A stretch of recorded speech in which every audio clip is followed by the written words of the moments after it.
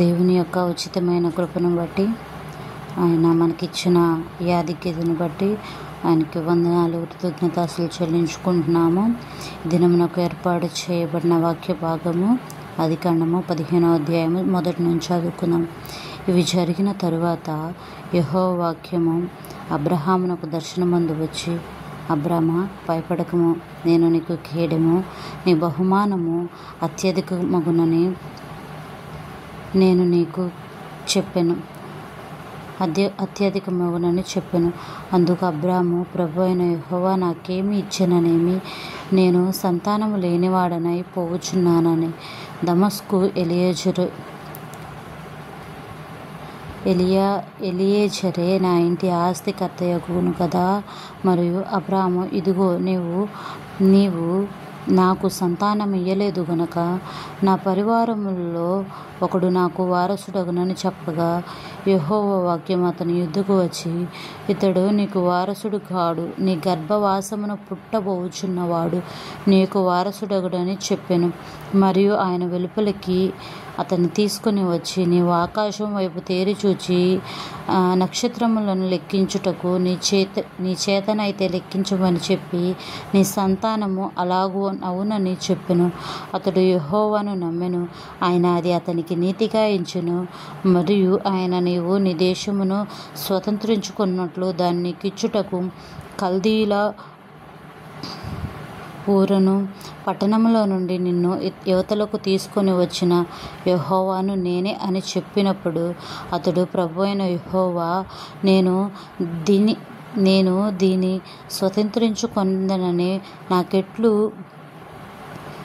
తెలియననగా, ఆయన 3 ఏండ్ల పెయ్యను, 3 ఏండ్ల మేకను, 3 ఏండ్ల పొట్టేలును, ఒక తెల్ల గువ్వను, ఒక పావురపు పిల్లను నా యొద్దకు తెమ్మని అతనితో చెప్పాను. అతడు అవన్నీ తీసుకొని వాటిని నడుముకు ఖండించి దేని ఖండమును దాని ఖండముకు ఎదురుగా నుంచెను. పక్షులు అతడు ఖండింపలేదు. గద్దలు ఆ కళేబరముల మీద వాలినప్పుడు అబ్రాము వాటిని తోలివేసెను.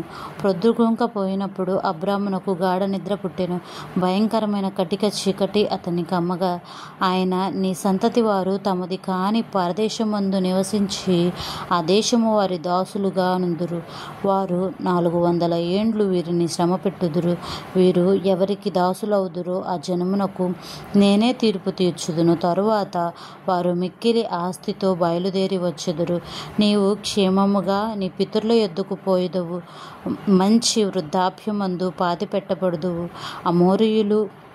అమోరీయుల అక్రమము ఇంకనూ సంపూర్ణము కాలేదు గనుక నీ 4వ తరము వారు ఇక్కడికి మరలా వచ్చెదరని నిశ్చయముగా తెలుసుకొనమని అబ్రహాముతో చెప్పెను.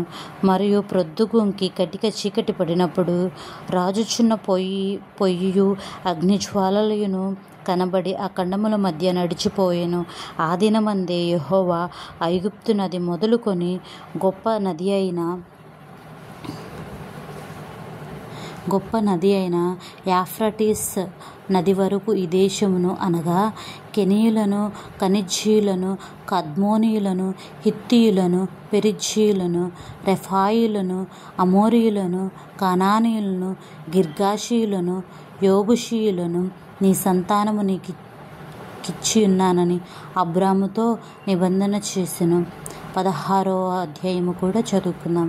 అబ్రాము భార్య అయిన శారాయు అతనికి పిల్లలు కనలేదు. ఆమెకు హాగరు అనే ఐగుప్తురాలైన దాసియుండెను. కాగా శారాయి, ఇదిగో నేను పిల్లలు కనకుండా యెహోవా చేసి ఉన్నాడు. నీవు దయచేసి నా దాసితో పొమ్ము, ఒకవేళ ఆమె వలన నాకు సంతానము కలగవచ్చునని అబ్రాముతో చెప్పెను. అబ్రాము శారాయి మాట వినెను.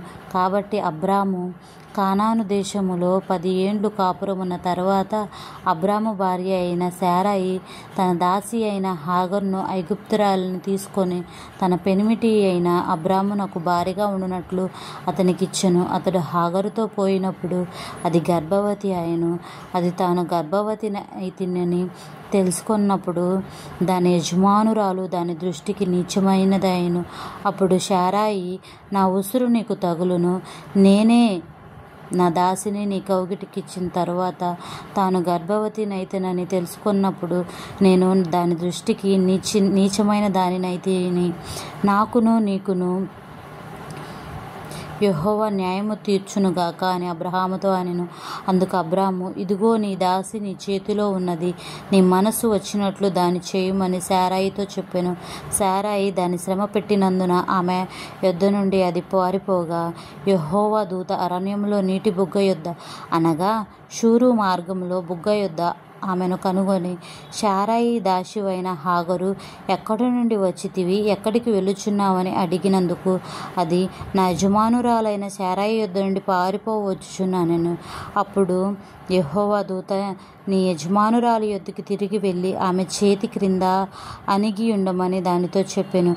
మరియు యెహోవా దూత, నీ సంతానమును నిశ్చయముగా విస్తరింపజేసేదను, అది లెక్కింప వీలు లేనంత విస్తారమునని దానితో చెప్పెను. మరియు యెహోవా దూత, ఇదిగో యెహోవా నీ మొర వినెను, నీవు గర్భవతి అయి ఉన్నావు, నీవు కుమారుని కని అతనికి ఇష్మాయేలు అని పేరు పెట్టుదువు. అతడు అడవి గాడిద వంటి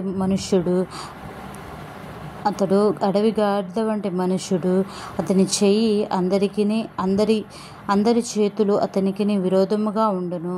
అతడు తన సహోదరులందరి ఎదుట నివసించునని దానితో చెప్పగా, అది చూచుచున్న దేవుడు నీవే అను పేరు తనతో మాట్లాడిన యెహోవాకు పెట్టే. ఏలయనగా నన్ను చూచిన వాని నేనిక్కడ చూచితిని గదా అని అనుకొనెను. అందుచేత ఆ నీటి బుగ్గకు బెయేర్ లహోరోయి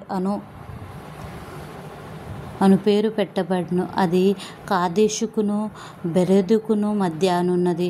తరువాత హాగరు అబ్రహామునకు కుమారుని కనెను. అబ్రహాము హాగరును కనిన తన కుమారునికి ఇష్మాయేలు అని పేరు పెట్టెను. హాగరు అబ్రహామునకు ఇష్మాయేలు కన్నప్పుడు అబ్రాము 86 ఏండ్ల వాడు. పరిశుద్ధ వాక్యం దేవుడు దీవించునుగాక.